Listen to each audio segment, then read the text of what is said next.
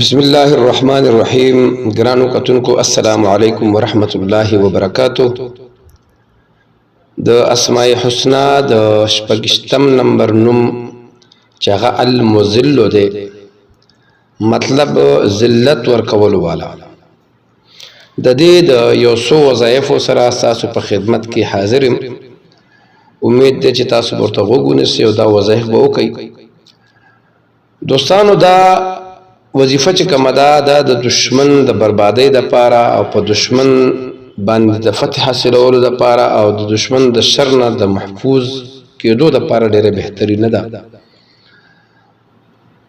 طریقه دا ده که څوک روزانه 15 ځل یا مذلو په سجده کې دا وایي، په سجدې ته ځي او پای کې یا مذلو یا مذلو یا مذلو دا 15 ځل وایي. الله تبارک وتعالی به د ټولو حاسدانو نه، د ټولو ظالمانو او د دشمنانو نه د هغوی د شر نه محفوظ ساتي. او که د چا یو خاص دشمن وي او د هغې نه هغه تنګ وي، د هغې زندګي تنګه کړي، کار روزګار ته نشي کولی، نو سجده کې دی د هغه نوم د هغه دشمن نوم واخلي او وایي به چې یا الله د دې ظالم دشمن نه ما په امان کې کا، د دې د شر نه مې محفوظ کا. تو ان شاء الله العزیز الله تبارک وتعالی به د دشمن د شر نه محفوظ کی. دغه رنګه د بل وظیفه هم داسې ده چې هغې کې یو څو الفاظ زیاتې کېدل دي د دې یا مذلو سره.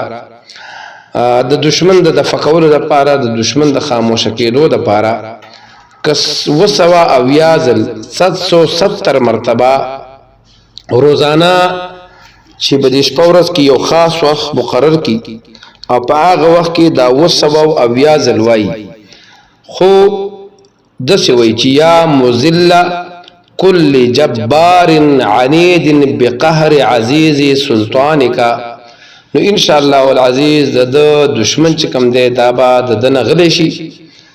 دغه رنګې دا وظیفه د هغه کسانو دپاره هم ډېره بهترینه ده که څوک د چا حق نه ادا کوي، ستاسو چا پورې حق وي، پیسې وي او هغه پیسې نه ورکوي او هغه نن سبا ورته کوي، چل ول کوي، نو د یا مذلو د ډېر کثرت سره ورد کولو سره ان شاء الله العزیز هغه سړی به دته د حق ورکي. ان شاء الله العزیز یو بلې ویډیو سره به یو ځل ستاسو په خدمت کې بیا حاضرېږم. د هغې پورې اجازت غواړم. د الله په امان.